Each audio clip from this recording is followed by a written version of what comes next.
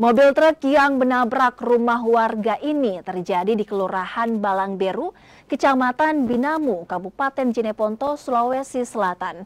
Akibat kecelakaan ini, rumah milik warga alami kerusakan parah.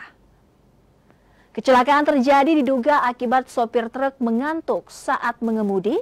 Beruntung saat kejadian, pemilik rumah berada di bagian dapur sehingga tidak menimbulkan korban jiwa. TKP keterangan beberapa saksi dan termasuk sopir ngantuk. Mungkin karena dia ngantuk, capek dari Makassar, baru dia balik, hanya dia tidak bisa konsentrasi.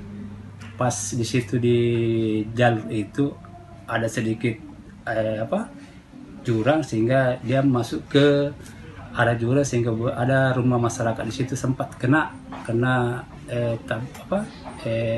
ini mobil. Ya. Nah, Kak, dalam insiden ini apakah ada korban jiwa atau seperti apa?